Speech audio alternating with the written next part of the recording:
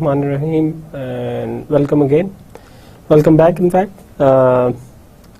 Time for lecture number 6, and hopefully by this time you'd have learned quite a few bases of Bismillah Rahman Rahim, and welcome back to the public policy analysis class. And now we're going to go through the lecture number 6.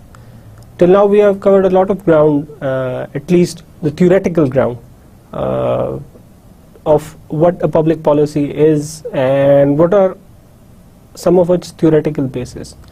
I have tried to be brief and try to go over the stuff as much as I can, but you as student need to go through the textbooks too, and there's quite a bit of detail in it. You don't need to learn everything. You don't need to learn by rote, in fact, everything.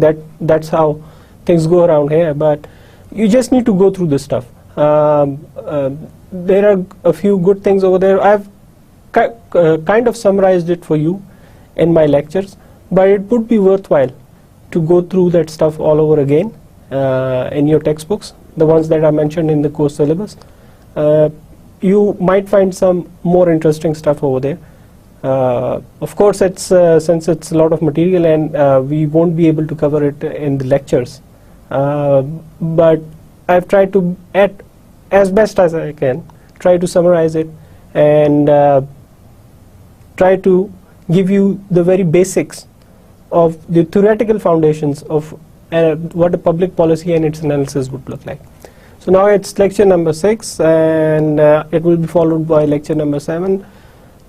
By the time we are finished with both of these lectures, you would have pretty much covered almost all that I at least intend to cover from a theoretical perspective. Then we'd be moving on to more practical things, especially the implementation, the methodology, and how to go about all that stuff in terms of analysis of a specific policy. So let's begin with lecture number 6. First of all, the previous lecture, what we studied in it, we discussed that there are uncommon perspectives on public policy. We'd cover a few more of these in this lecture, and then I gave you an article to study. It was by Richard Taylor, The Use of Behavior in Policy Making, which was kind of a new perspective for you. It was new perspective for you for the reason that normally people don't associate, even in the West. I'm not talking about Pakistan. Pakistan, they haven't even got a grasp of how you would use behavior in policy making. You won't find anybody over here doing that. I doubt that. I've searched around, but there is nobody who does that, what Richard Taylor does, and other people like him does. Other people like him do. But it is very important. I think we mentioned, we went through the evolutionary thing that things don't remain the same. There are certain variables that keep on changing. Circumstances don't remain the same. There are so many uncertainties when it comes to public policy. Things change immediately, drastically. There might be many things, exogenous, endogenous variables, means inside the system or from outside the system, that affects a particular public policy. We need to change with that. We need a flexible sort of public policy that can change with that. Now, what Richard Taylor was doing was using behavior or the observation in order to apply it to the public policy. This is something new. As I mentioned in my last lecture, that Richard Taylor is now working as a special envoy. I wouldn't say envoy, but he's working with David Cameron, who is the British Prime Minister, and the British Prime Minister specifically invited him to come over there and work with him for better policy making.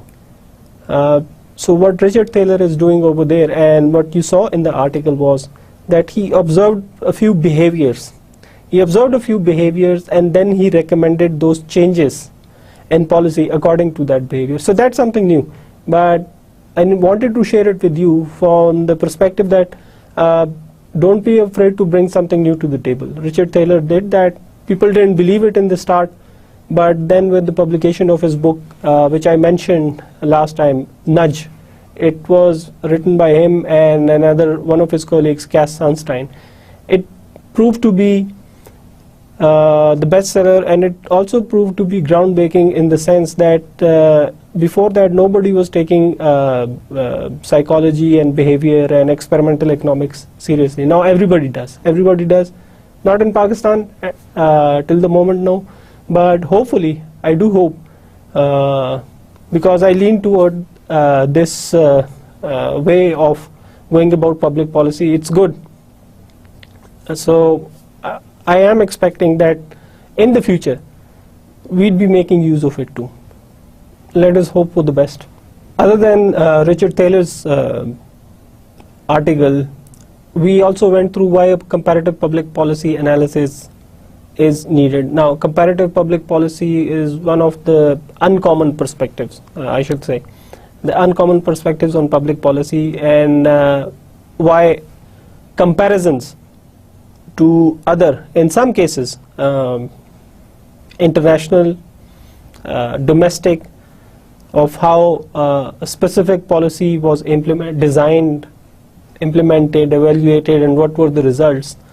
Comparative public policy aims to look at that look at those international experiences or even the domestic experiences to see what the results were.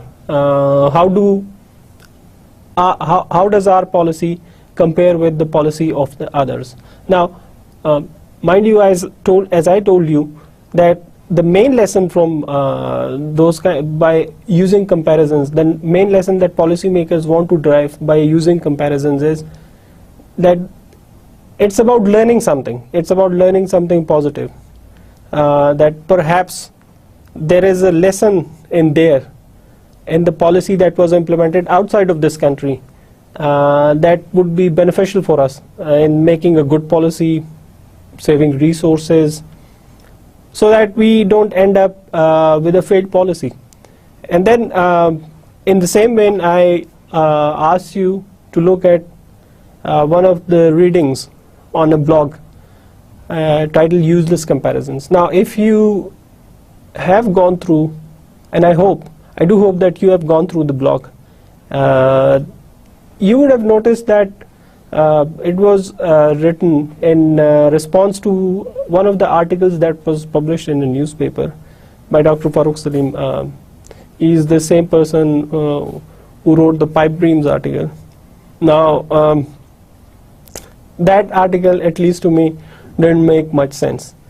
If you went through that article, he said something about low text to GDP ratios. Now, text to GDP ratio is an indicator of the health of an economy or the performance of a government. He was making a comparison of Pakistan, which has a pretty low text to GDP ratio of about 9%, 9.5%, depending upon what you believe, to other nations like Saudi Arabia and a few other Gulf nations. And I thought that it was pretty useless because you have to look at the context. Now, in Pakistan, the tax to GDP ratio is low because a lot of people don't pay taxes, and the tax machinery is pretty inefficient. Yeah, as you would have imagined, you hopefully would have learned by now that we have to look at the both sides of the coin, the demand side and the supply side. So from the supply side, we have a government machinery, tax machinery, which is pretty inefficient, and from the demand side, you have people who don't pay their taxes and want to hide their income. So combining these two, what comes out is that Pakistan has a pretty low tax to GDP ratio. A lot of people don't pay taxes. In fact, if I remember, it's only 1.5%, hardly 1.5% of the people who are eligible to pay taxes or in the tax paying range. They pay taxes. So you can imagine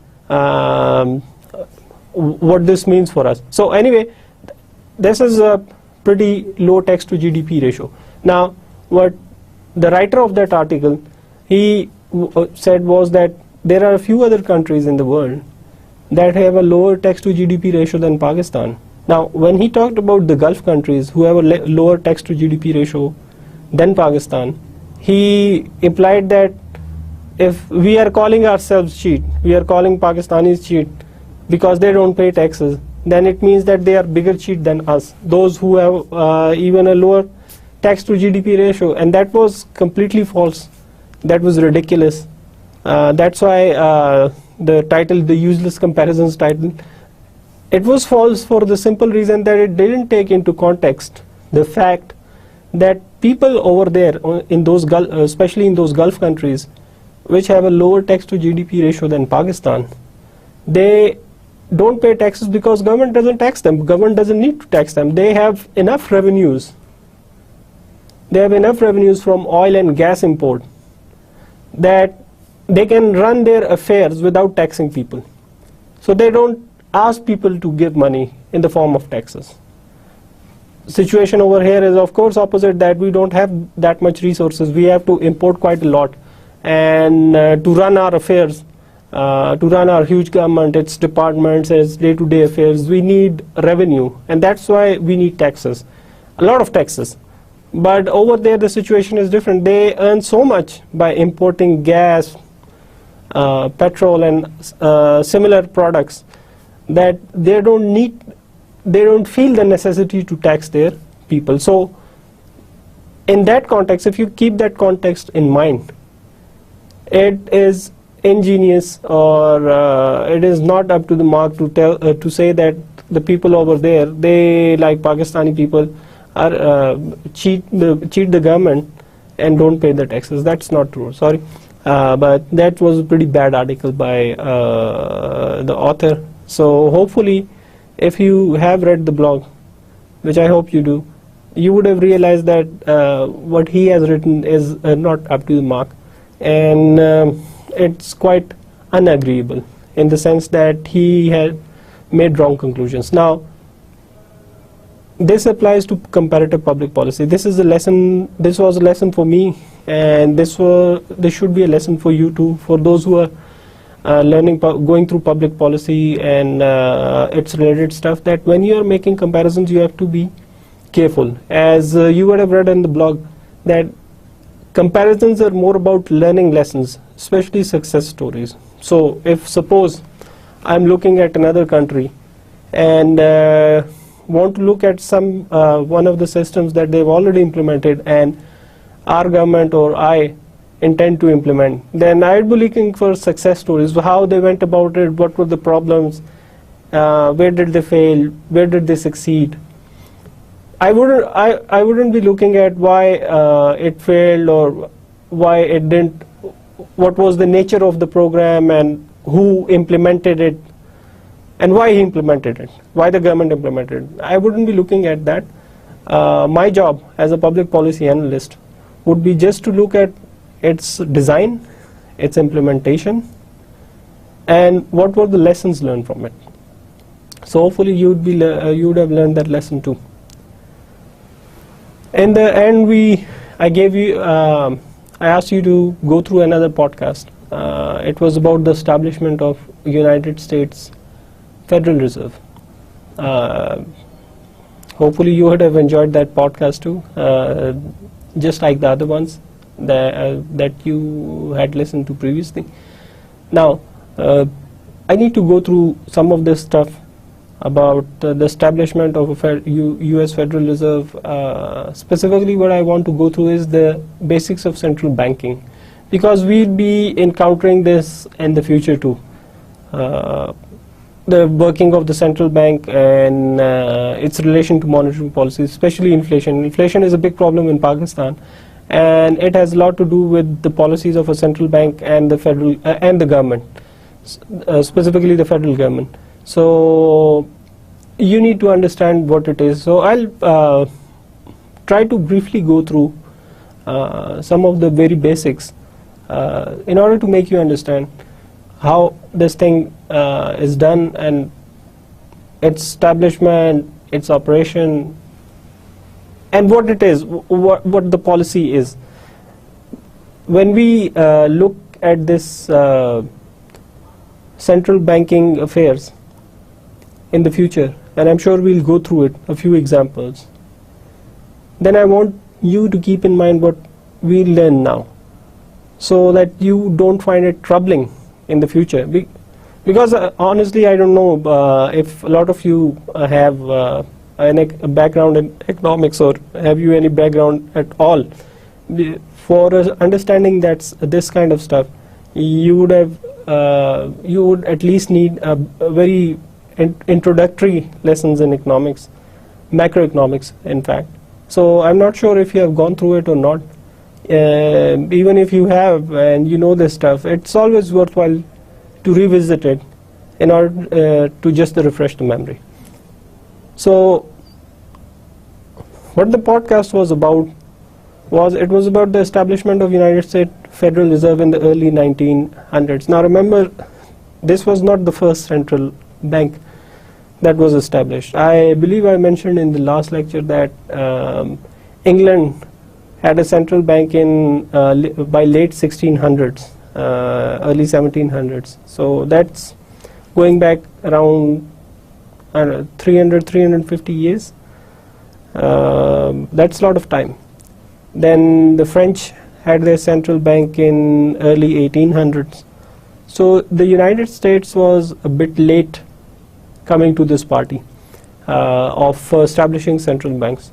But anyway, as they did it in early 1900s after a banking crisis, and now it is the leading bank in the world, principally because it has its hold over the dollars, which is the de facto currency, the de facto international currency in the world.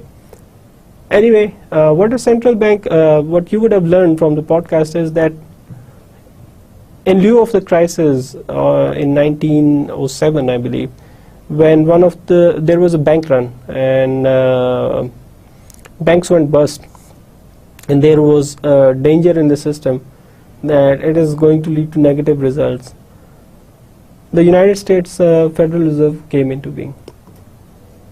Now before I go any further to discuss the central bank and what its role is in the economy, and as a matter of public policy, how we intend to go about this stuff, you have to understand how a bank run happens.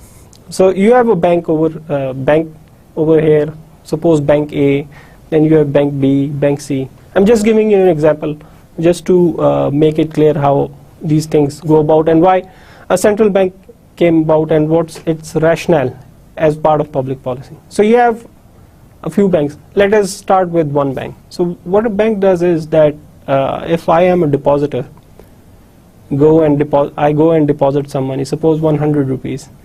So what the bank does is that it usually keeps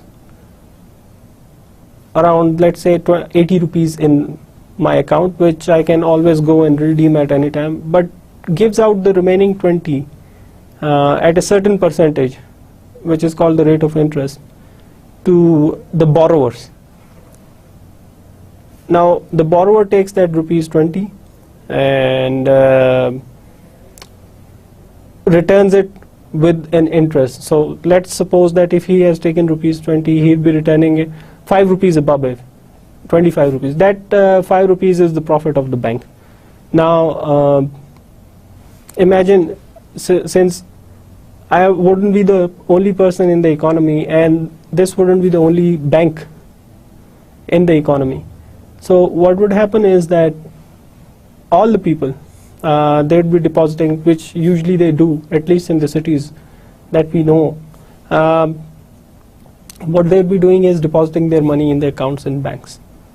And then which is the usually standard operating procedure, or the norm is that at the start of the month or any other time, we go and withdraw sum of money.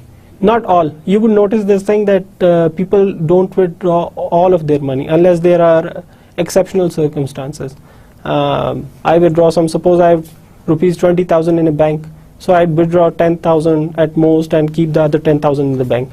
And what the bank does is that through its operations of lending to other banks and to people, it makes a profit on it, and that helps the bank continue on its operations. Now, this is very simple working of the bank. So how do bank runs happen? How did this establishment of central bank came about? That has to do with the crisis. That has to do with a lot with public confidence. Now suppose there is this rumor in the economy that the bank in which I have kept my money is about to fail for some reason. So suppose the reason is that all the money that it has given out, it has turned out to be that it wasn't returned, and the person who was supposed to return it, something happened to it. He went out, or he just disappeared or died or anything like that, and bank didn't get the money and it's in a loss. So a rumor spreads that the bank is going to fail. Another rumor could be that there is a war pending. War is coming, and during wars, I'm sure you can imagine that there is a lot of hoarding. So cash is hoarded too. Anyway, in these kinds of circumstances, when these kinds of rumors go about, what people do is they rush to the banks to withdraw all their money. I told you about the exceptional circumstances. So this is an exceptional circumstances born by rumors. So what people do, like me, like you, they rush to the banks to withdraw all their money. Now banks, as I said, they only keep a part of the money that I gave to them, and then lend out a part of it. Banks don't have all the money all the time. So if I and you and all the other people who have deposited money in the bank, they rush at once and ask the bank to redeem all their money, just to give back their money, bank wouldn't be able to meet their demand at once, and bank would default on its obligations, and the obligation is that it has to pay me my money. It wouldn't be able to meet it in 1 day or 2 days. So the bank, what happens is that there is a bank run, and bank run is about a bank defaulting. So these kind of things used to happen a lot. I'm sure you would have listened on the podcast that there was a bank run just before the establishment of United States Reserve. So people, as a matter of public policy, they then thought about establishing a bank that acts as a backup. To prevent the failures of banks. Now why is it important? If a bank has failed, if a bank closes down its business, why is it important? Why should anybody care? We should care because its effects can be felt all over the economy. When one bank fails, it leads to kind of a domino effect, which is that with its failure, there spreads the risk in all over the economy, in the financial system, and other banks. You might see other financial institutions like banks and savings and loans institutions that fail to meet their obligations. So when the risk spreads, there is a good chance that there might be other banks, other institutions that would turn out to be bankrupt, or that would default on its obligations. What it does is that it does a lot of harm to the economy, to its production structure, to its prospects of growth, and the prospects of jobs. A lot of people lose their jobs. So there is real harm, not just imaginary harm, by the failure of banks, because it's part of the economic system, to be specific, part of the financial system of the economy, which is pretty important nowadays.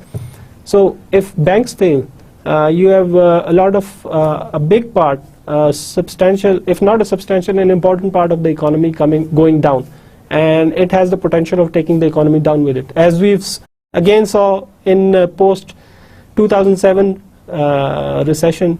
It was the failure of a few financial institutions, investment institutions, that led to the recession, and the Western world at least, hasn't recovered from it till even now.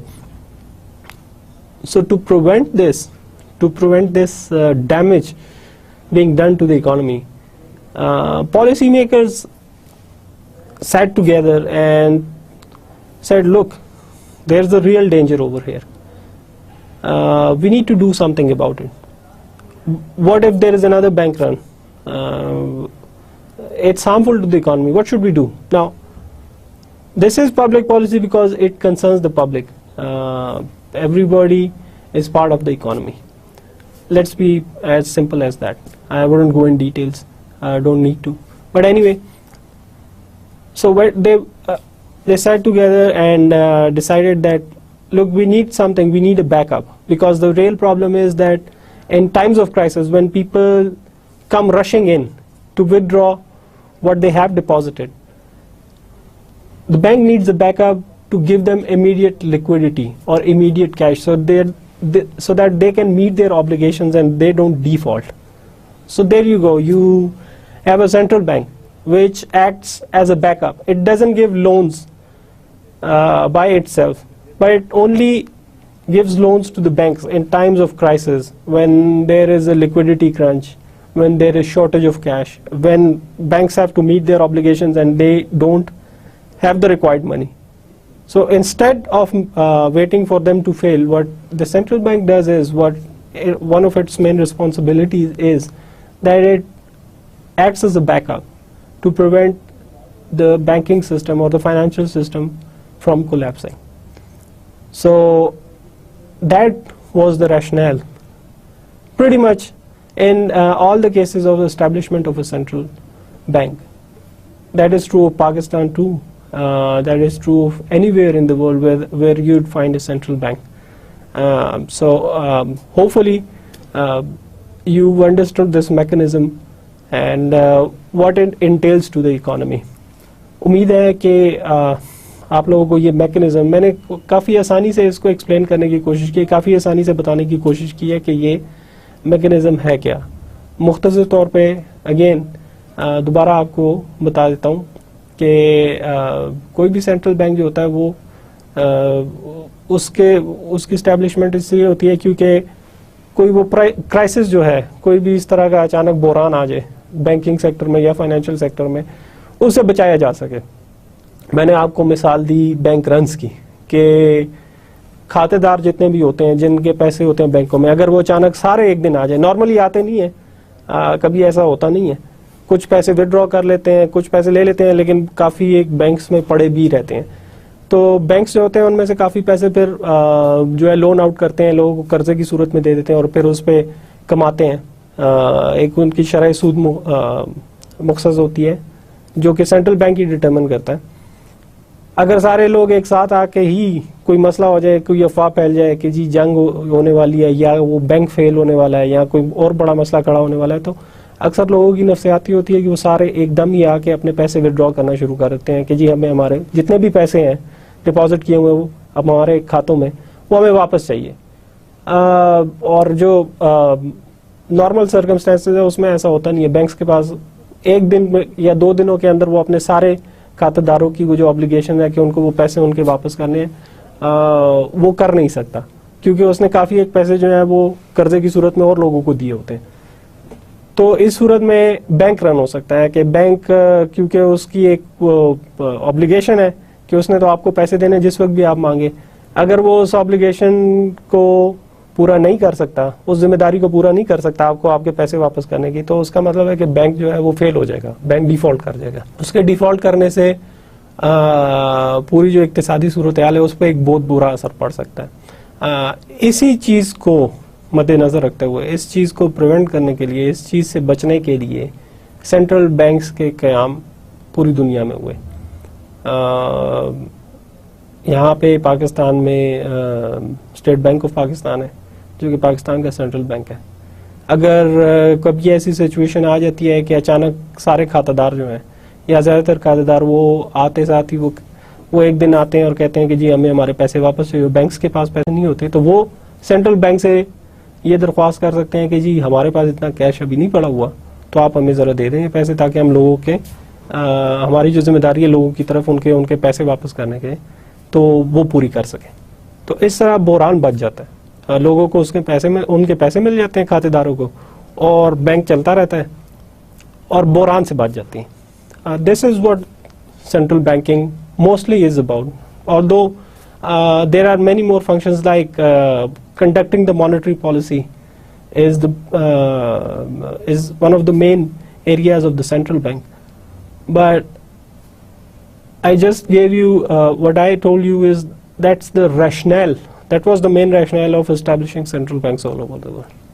So hopefully by now you would understood the mechanism. We'll be going through a few more examples of central banking and stuff that is related to it. So hopefully you would, by what I said, what I just stated, you get a basic grasp of what central banking is about. So let's move on to the contents of this lecture. The next uncommon perspective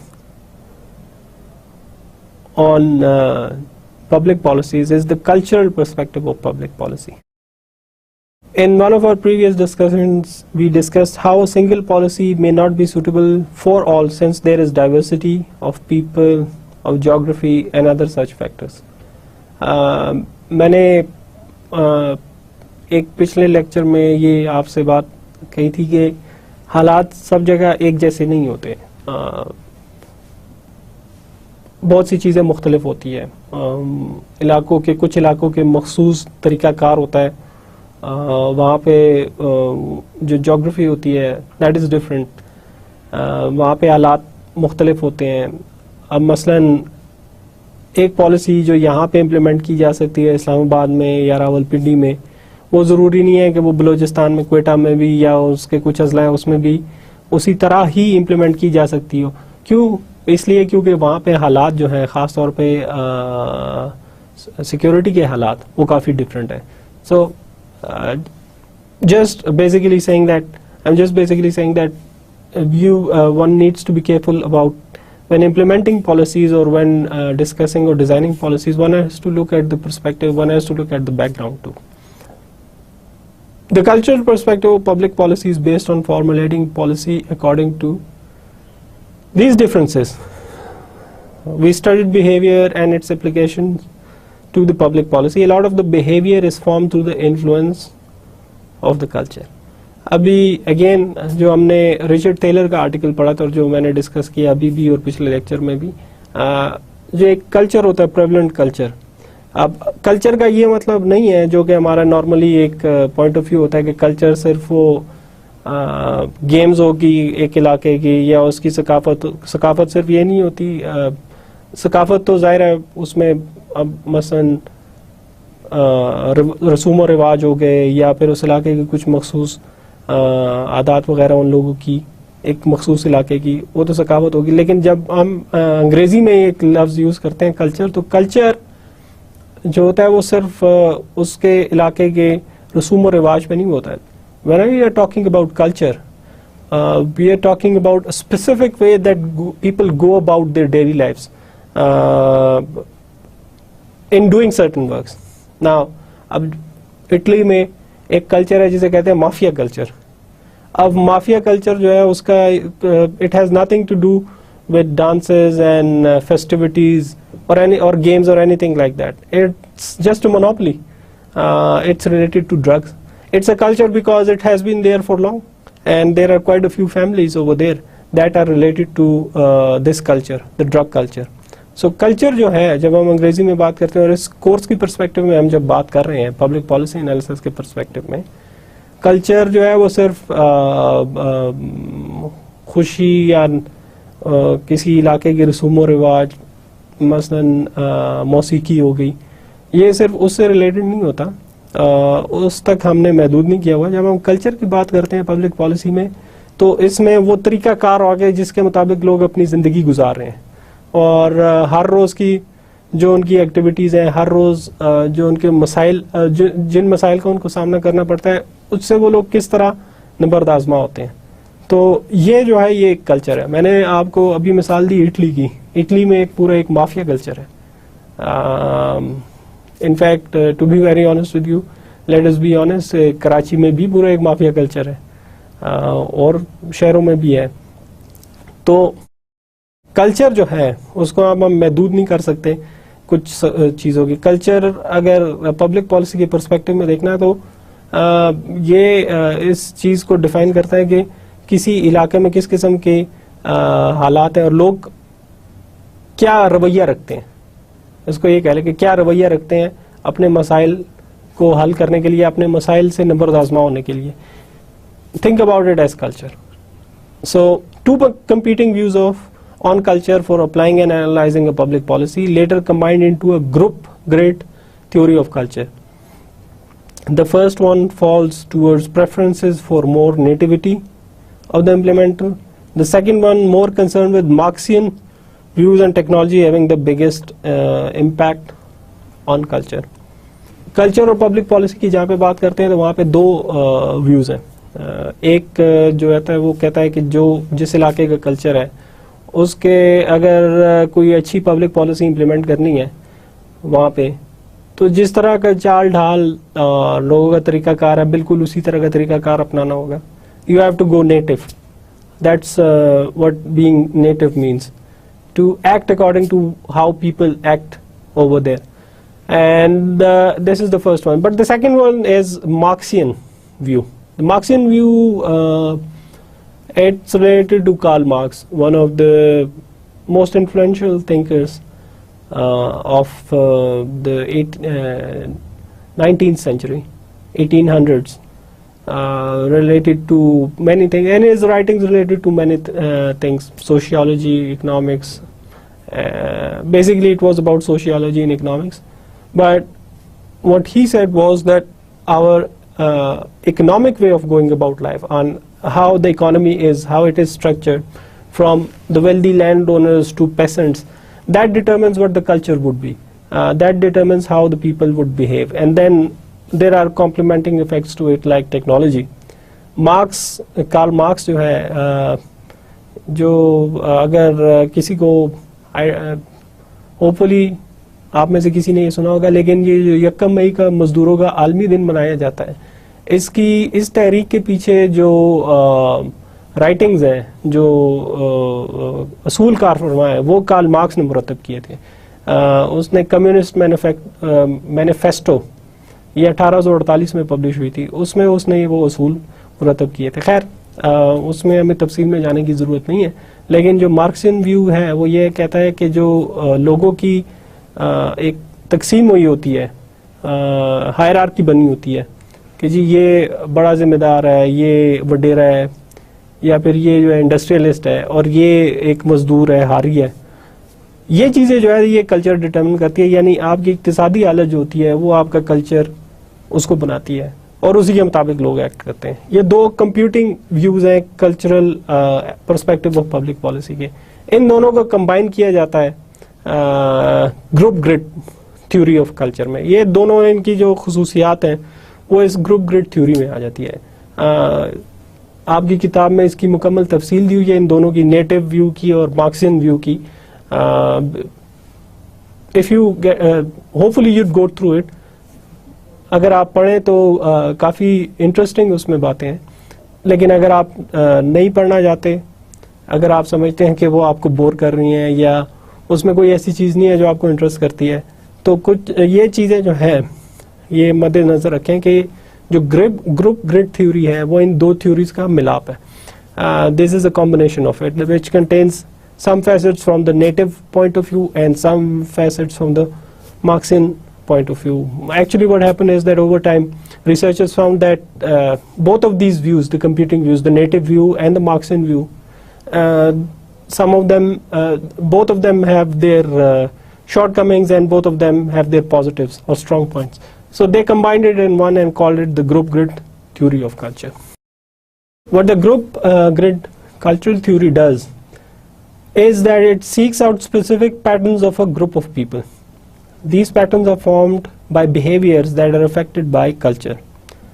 The application of Taylor's article on certain groups was in the same category. Any policy has to be based on these patterns. तो देखें Richard Taylor की बात आ गई उसके article की आ गई, जो कि मैं शुरू से आपको कह रहा हूँ कि पाकिस्तान में तो अभी तक ये चीज़ मुतारफ नहीं हुई, लेकिन देखिए बाहर ममालिक में ये इस चीज़ को अब इतनी इम्पोर्टेंस दी जाने लगी है कि देखें ये ग्रुप ग्रिड कल्चरल थ्योरी जो है ये भी बिहेवियर पे या आदात पे जो है, या किसी एक मखसूस इलाके में या किसी एक मुल्क में लोग किस तरीके से एक मसले को डील करते हैं, तो ये उसके बारे में है.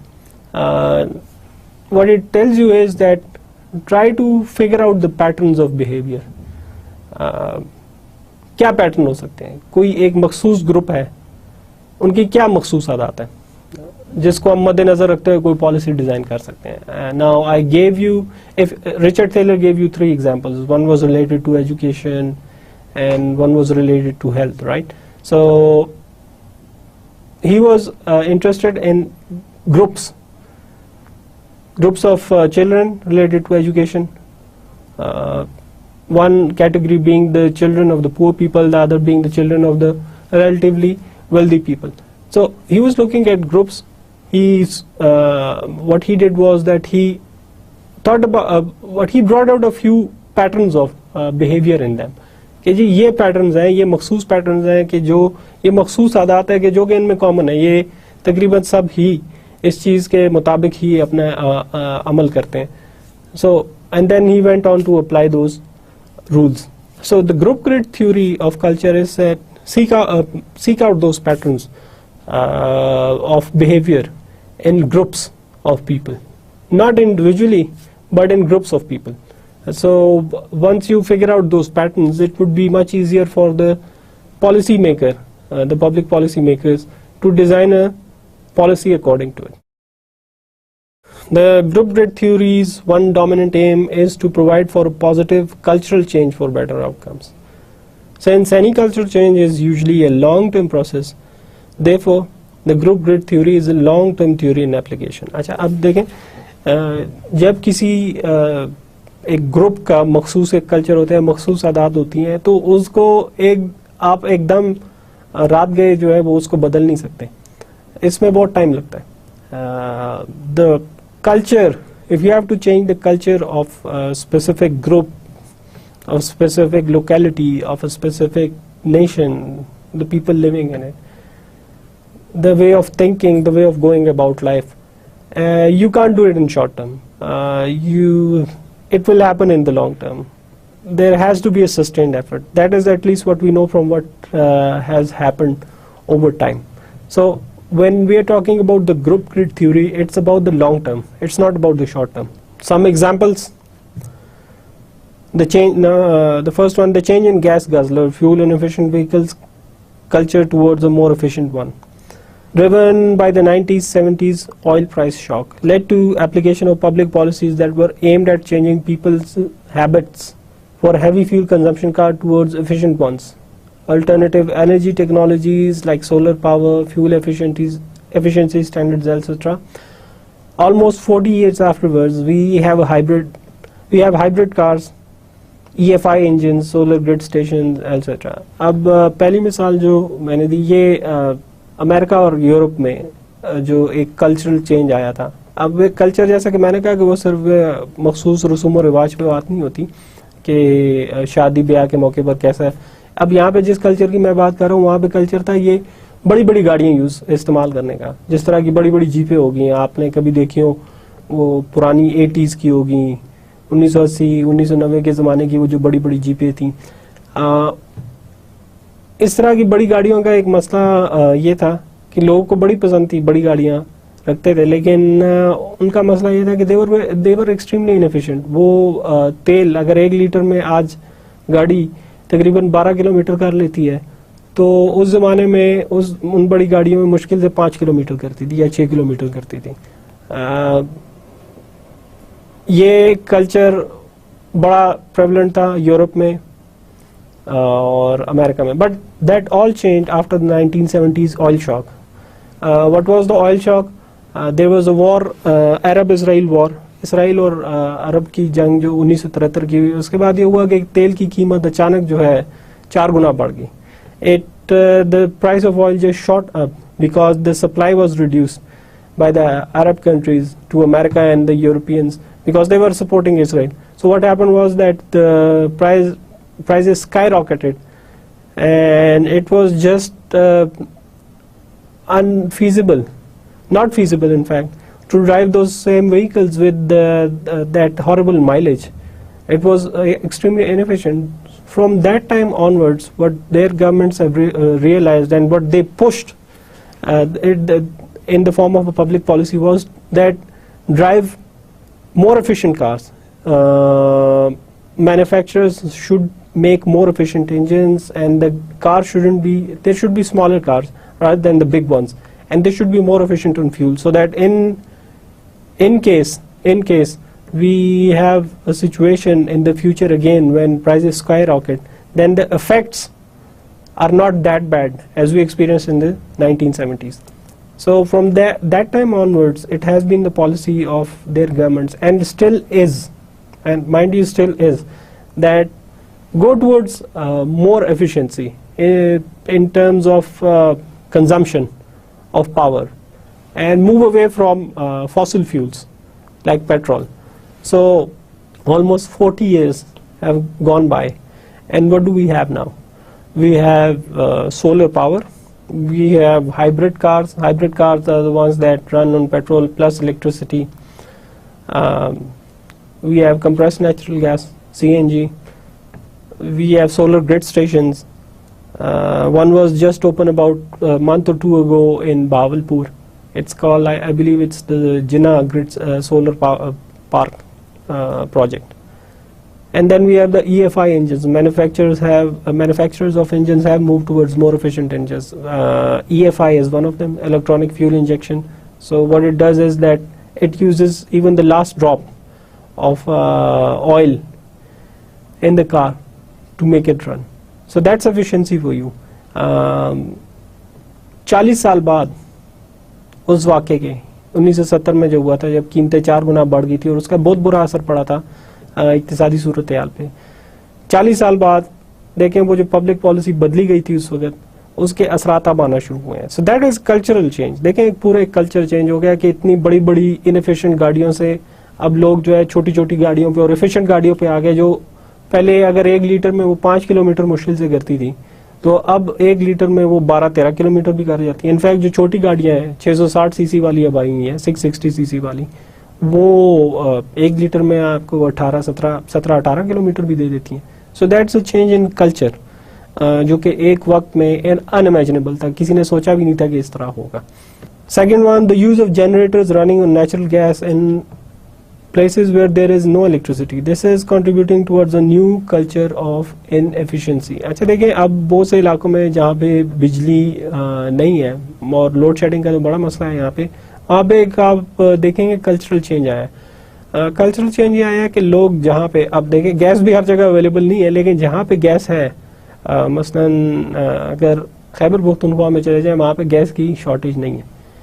वहाँ पे एक नया कल्चर, क्योंकि वहाँ पे बिजली नहीं होती, खास तौर पे देही इलाकों में बिजली नहीं होती, वहाँ पे लोगों ने अब गैस से चलने वाले, पहले गैस से चलने वाले जनरेटर्स आए, ज़्यादातर चाइनीज़ है, और फिर उससे बिजली चलने लगी, बिजली की पैदावार चलने लगी और लोग उससे काम चलाने लगे हैं. तो देखें ये एक कल्चरल चेंज आया है कि वहाँ से अब बिजली से people are moving towards electricity produce from natural gas. So from fossil fuels, electricity from fossil fuels, there is a cultural shift. Hopefully this is just short lived, क्योंकि ये काफ़ी inefficient है. इसमें गैस काफ़ी ज़ाया होती है. जो वो जनरेटर्स आए हैं they are extremely inefficient, लेकिन लोग इस्तेमाल कर रहे हैं क्योंकि बिजली है नहीं, बिजली की सप्लाई नहीं है, तो वो ये करते हैं कि अब बजाय उस बिजली के जो कि हुकूमत उनको प्रोवाइड करती है और ज़्यादातर फॉसिल फ्यूल से आती है या हाइड्रो से आती है, तो उसकी जगह उन्होंने गैस का इस्तेमाल शुरू कर दिया बिजली की प्रोडक्शन के लिए. But that is inefficient. So देखें, दो कंट्रास्टिंग मिसालें देख लें कि अभी आपको मैंने एक मिसाल दी वेस्टर्न नेशंस की या मगरबी ममालिक की, कि वहाँ पे उन्होंने एक कल्चर मुतारफ़ कराया एफिशिएंसी की तरफ, कि ज़्यादा एफिशिएंसी हो जाए फॉसिल फ्यूल्स के मामले में, मसलन पेट्रोल हो गया. लेकिन दूसरी तरफ हालत देख लें हमारे मुल्क में, एक उसके बिल्कुल एक ऑपोजिट एग्जांपल है कि हम मजीद इनएफिशिएंसी की तरफ बढ़ रहे हैं, एफिशिएंसी की तरफ नहीं बढ़ रहे हैं. which is quite unfortunate, like many things over here. तीसरी मिसाल, the change in workforce participation by gender. Early 1900s, there were hardly any women to speak of in the workforce. By the end of 1900s, women were major participants in the workforce. ये एक तीसरी मिसाल है कि culture किस तरह बदला. मगरबी ममालिक में भी एक वक्त में शायद बहुत से लोगों को अंदाज़ा नहीं कि ख़वातीन जो हैं वो काम की जगह पे, मसलन दफातर हो गए, फैक्ट्रियाँ होगी, बिजनेस वगैरह होगी, वहाँ पे ख़वातीन ऑलमोस्ट नॉन एग्जिस्टेंट थी. ख़वातीन जो है वो उसी तरह हाउसवाइफ ही उनका काम था जिस तरह के ज़्यादातर यहाँ पे एक कल्चर पाकिस्तान में अभी भी है. लेकिन अर्ली 1900s 1900 के शुरू में चले जाए तो मुश्किल से 1% जितनी ख़वातीन थी वर्किंग एज की वो प्रोफेशनली काम कर रही थी. ज़्यादातर जितनी अगर थी भी तो वो नर्सिंग वगैरह के शोबे में थी, टीचिंग में भी नहीं थी. लेकिन अब आप देख लें तो बहुत से मगरबी ममालिक उधर कल्चर ये है कि वो बिल्कुल बदल गया. अब ख़वातीन जो है उनमें से आधे से ज़्यादा तादाद जो है, more than 50%. I don't know the exact numbers, but I think it's around, the participation is more than 60-65%, जो कि प्रोफेशनली काम करती है जिस तरह मर्द हज़रात करते हैं. पाकिस्तान में भी देखें ये कल्चरल चेंज आया है. जब आज़ादी के वक्त 1947 में कितनी ख़वातीन काम करती थी प्रोफेशनल शोबों में, ऑलमोस्ट नॉन एग्जिस्टेंट. उनकी कोई परसेंटेज थी नहीं, less than 1%, not even 0.5% of the total working force. लेकिन अब देख लें आस्ता आस्ता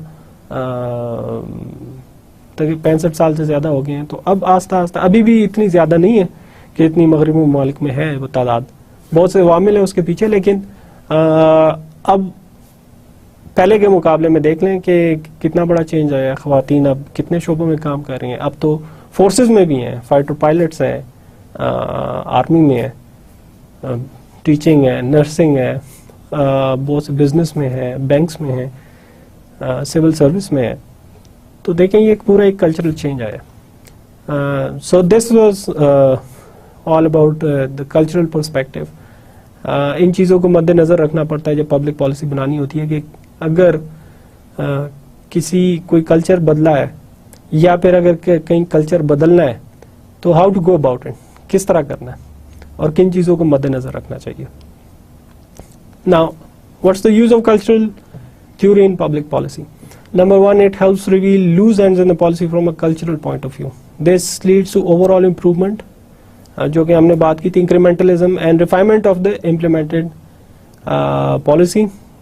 Second, it helps identify side effects from the point of view of a group of people attuned to a specific way of life. कि एक perspective ले रहे हैं, अगर एक पॉलिसी इम्प्लीमेंट कर रहे हैं तो हमें उनसे भी पूछना चाहिए जिन पे इम्प्लीमेंट की जा रही है, जिनके लिए पॉलिसी बनाई जा रही है, कि क्या आपके ख्याल में ये अगर हुकूमत इस तरह का काम करे, इस तरह की एक पॉलिसी लाए, आपके ख्याल में आप लोगों के लिए सही रहेगी कि नहीं रहेगी. So get the other perspective too. See it's helpful in developing a hierarchy according to which the problems and policies can be viewed. कि आप एक हायरार्की बना लें कि देखें अगर हम ये काम करने जा रहे हैं एक कल्चरल पर्सपेक्टिव से, एक पॉलिसी इंप्लीमेंट करने जा रहे हैं, तो ये हायरार्की है कि पहला काम ये, दूसरा ये, तीसरा ये प्रायोरिटी इस तरह की होनी चाहिए. So it helps you develop a hierarchy of how to do it. Now page 294 of the handbook of public policy analysis, जो कि मैंने आपके कोर्स सिलेबस में मेंशन भी किया है. Go through the steps, note that these criteria could easily be applied in other areas too, since these are very general. अब जो मैंने आपको पेज 294 294 इस पे कुछ क्राइटेरिया लिखे हुए हैं.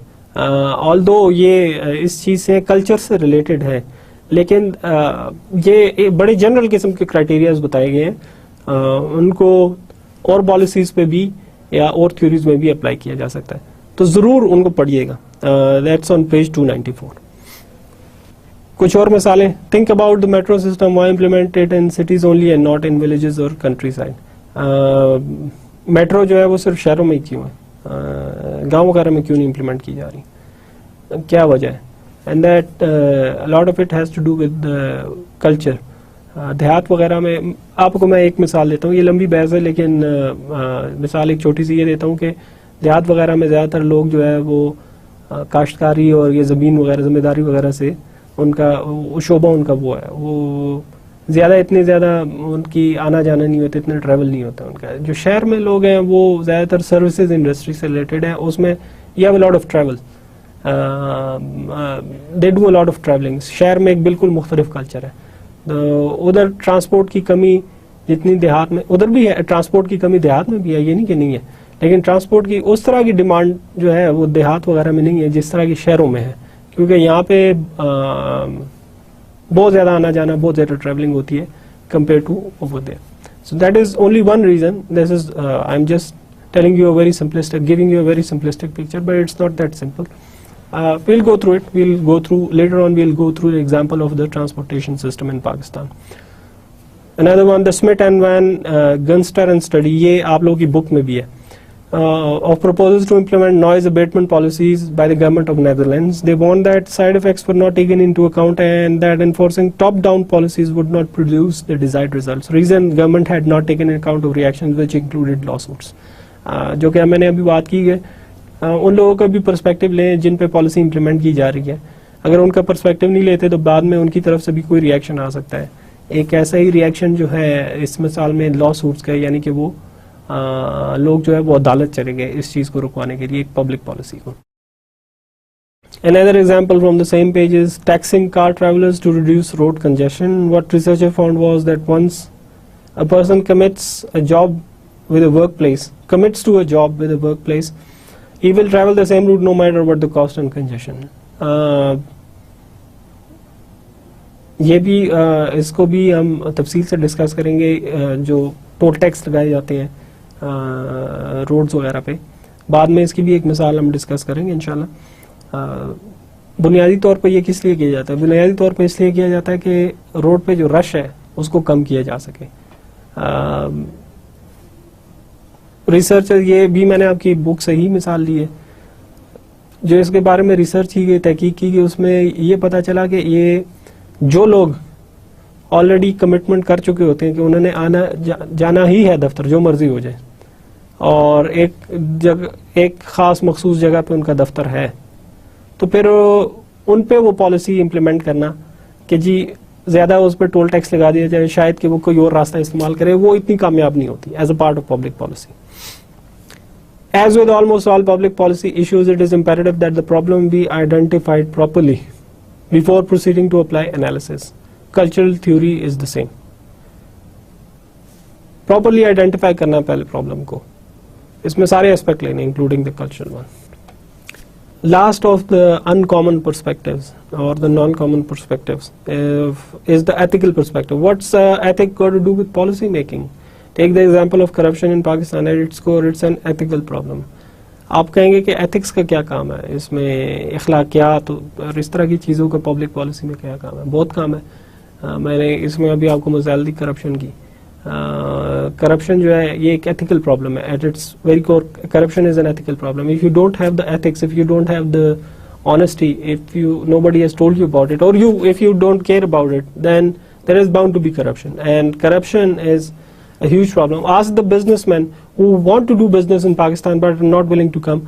One of the biggest reason, aside from security, is that they believe that there is too much corruption over here, and that's why they won't bring their investment over here. तो देखें आप, हमें इतना बड़ा एक नुकसान हो रहा है कि बाहर से कोई इन्वेस्टमेंट करने नहीं आ रहा। सिक्योरिटी तो एक वजह है कि हालात ऐसे नहीं है, लेकिन जहाँ पे हालात अच्छे भी हैं, जिन जगहों पे, उधर करप्शन का मसला है कि वो कहते हैं कि हमें लोगों को बहुत ज़्यादा पैसे देने पड़ते हैं। मतलब करप्शन इतनी हो रही है कि हमारा लिए पाकिस्तान में अपनी इन्वेस्टमेंट लाना या सरमायाकारी करना वो फिजिबल ही नहीं है। So ethics has got lot to do with public policy. कोई ऐसी पब्लिक पॉलिसी होनी चाहिए जो कि इस चीज़ को कि शुरू से ही एक शुरू की उम्र से ही ये चीज़ सिखाए कि कुछ चीज़ें गलत है माशरे के पर्सपेक्टिव से और कुछ चीज़ें सही हैं। Public policy makers are resource distributors by default. When there is a public policy implemented, there is provision of resources too. For the person in charge of that distribution, there is every possibility of committing an unethical action, bribery, commission, other favors. Therefore, it becomes imperative that those who exercise power or discretion must have an ethical base. देखिए, this is by default है कि ये अगर कोई intention ना भी हो, suppose मैं एक पॉलिसी मेकर हूँ जो कि एक अच्छी सीट पे बैठा हूँ, ठीक है जी। अब कोई पॉलिसी गवर्नमेंट इम्प्लीमेंट कर रही है, मैं ऐसी पोजीशन में बैठा हुआ है, इख्तियार की पोजीशन है कि मैंने इम्प्लीमेंट वो करनी है। हुकूमत ने तो पॉलिसी बना दी लेकिन इम्प्लीमेंटेशन उसकी मेरे हाथ में है। अब अगर मेरे पास एथिकल स्टैंडर्ड नहीं है, मैं करप्शन को बुरा नहीं समझता, मैं चोरी को बुरा नहीं समझता, तो वो इख्तियार तो मेरे पास है। उस इख्तियार को मैं इस तरह इस्तेमाल करने की कोशिश करूंगा कि मैं अपने लिए, अपने फायदे के लिए इस्तेमाल करने की कोशिश करूंगा। लोग बाद में जाएंगे, लोग बाद में आएंगे, पहले मैं सोचूंगा कि यार इससे मेरा क्या फायदा हो सकता है। So that is the lack of ethics. So you can see how it is harmful because I don't have any ethics and I am in charge of implementing a policy. I will be thinking about myself first, not about people, and I do my maximum to gain all that I can from that, and then maybe give whatever remains of that policy, it should be implemented on the people. So to say the least, that's very bad. Public policy practitioners all over the world have realized the importance of ethics in policy making and practicing. Therefore, courses in ethics have become a necessary complementarity to public policy courses. जहाँ पे भी public policy courses पढ़ाए जाते हैं, जहाँ पे भी public policy से related मुताला किया जाता है, studies की जाती हैं, वहाँ पे ethics के courses भी पढ़ाए जाते हैं. Now, when I was studying in the United States, I had to complete an ethics degree, a short ethics program. It was a training program. Which certified people, and you had to go through that training. I had to go through that training too. It was a good training. Ethics का certificate था वो. So they've realized the importance of being ethical and how important it is to the society and the economy. I don't know if I'm not sure. I haven't seen anything like that over here. Historically, the importance of ethics to people and their conduct was realized in the writings of Greek philosophers like Aristotle and Plato. Ethical theory is concerned with the formulation of general guidelines of conduct, while practical ethics concerns real-world application for those guidelines in resolving ethical dilemmas. अच्छा, अब इस दो ethical perspective जो है, इसको भी एक theoretical perspective हो गया और एक पर्सपेक्टिव हो गया उसका प्रैक्टिकल पर्सपेक्टिव। थ्योरेटिकल पर्सपेक्टिव ये कहता है कि you think about what the ethical dilemmas could be in implementing a policy, but the practical side of it tells you when you apply a theory what kind of ethical problems surface, if they surface, that is to say, what kind of ethical problems surface that we need to encounter, we need to take care of. So these are the two sides of ethics. The ethical problem should ideally be separated by application of ethics in personal life and public life. A very honest public official may not be a very good father at home or not the most obedient kid, but that shouldn't concern policy making. If he has done his job in a fair way, it's fair enough. ये एक अच्छी खासी लंबी debate है, इसमें पूरा एक section है आपकी जो किताब है, कोर्स की किताब हैंडबुक ऑफ पब्लिक पॉलिसी में। उसमें बुनियादी तौर पे जो बात की गई वो ये कि look at the policy of the policy maker, not just the policy maker, but what is important is कि जो बात रिसर्च के जरिए, जो तहकीक के जरिए सामने आई है वो ये है कि जो पॉलिसी मेकर्स है उसकी ज़ाहिर है एथिक्स, तो जैसा कि मैंने कहा कि उसकी एथिक्स बहुत इंपॉर्टेंट है कि वो एक एथिकल बंदा हो, लेकिन कुछ ऐसी चीज़ें होती हैं जो कि उसकी पर्सनल लाइफ की होती हैं, जो कि ज़ाती उसकी ज़िंदगी है, उससे हमारा कंसर्न नहीं होना चाहिए। हमारा कंसर्न इस चीज़ से होना चाहिए कि जब वो एक पॉलिसी इंप्लीमेंट कर रहा है अवाम के लिए, जो पॉलिसी बना रहा है, अगर उसमें उसका कोई मकसद नहीं है, उससे ऑनेस्टली इंप्लीमेंट कर रहा है और एथिकली इंप्लीमेंट कर रहा है, तो देन दैट्स फाइन। जो उसके घर में जो वो है उसकी ज़ातियात है, it shouldn't concern us. But when it comes to the public realm, कि जब एक पॉलिसी इंप्लीमेंट हो रही है, वो एक पॉलिसी डिज़ाइन कर रहा है और उसको Fairlie he is doing his job, then what happens at his home or in his personal life shouldn't concern us. We should be more concerned with the public policy that is being implemented. And last but not least, Amartya Sen, 2009, Smith's markets never stood alone. Another one of the articles that I want you to go through. Google this article or search it on the internet. Amartya Sen जो है ये एक Nobel prize winner है इसको इक्तिसादियात का Nobel prize मिला था.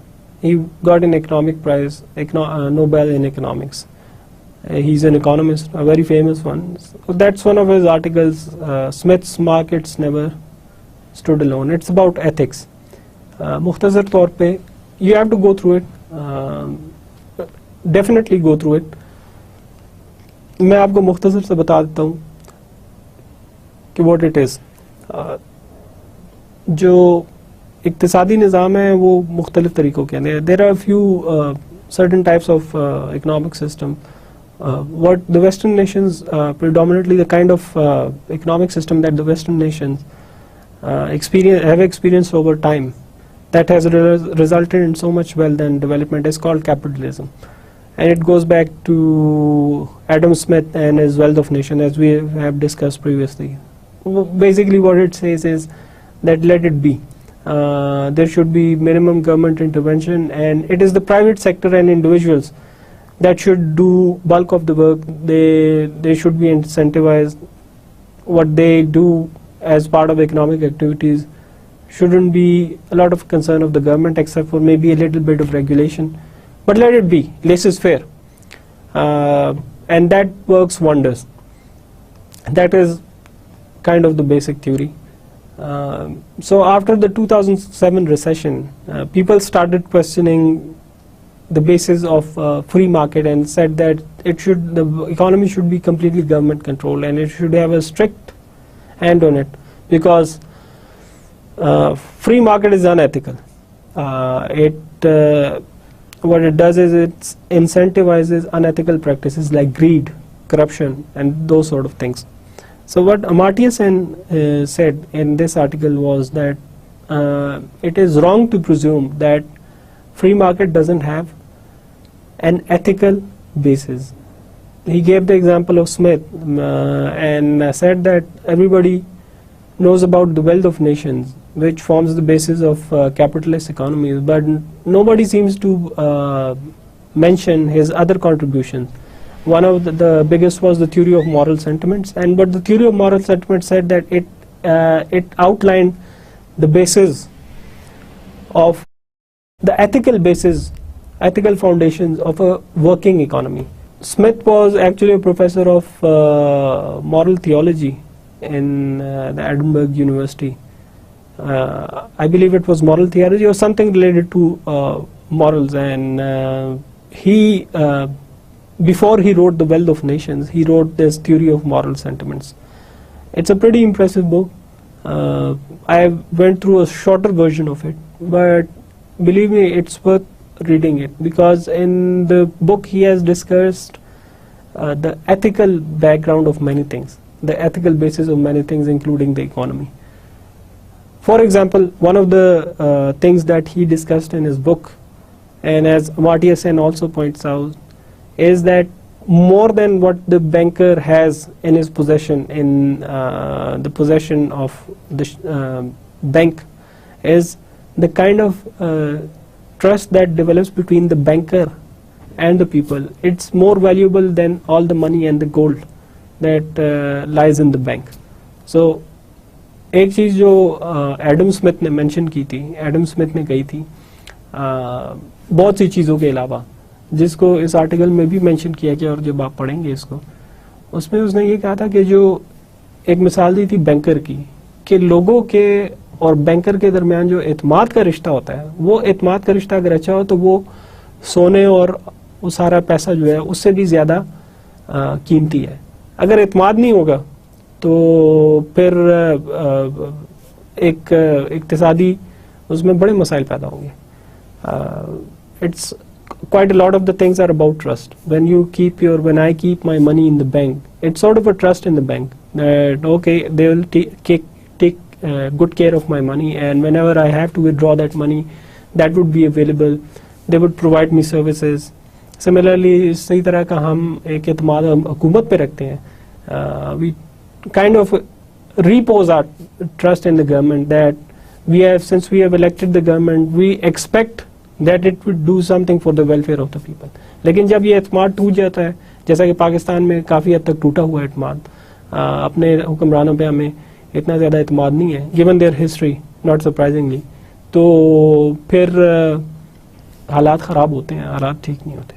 Well, that was the end of the lecture and just a short summary of what we went through. We went through the remaining two uncommon perspectives of the policies of the public policy, and one of them was ethical one, the other one was cultural one. उनके दरमियान उनकी जो थोड़ी सी तफसील है वो मैंने discuss की, और फिर आखिर में मैंने आपको अमार्त्य सेन का एक आर्टिकल पढ़ने को कहा।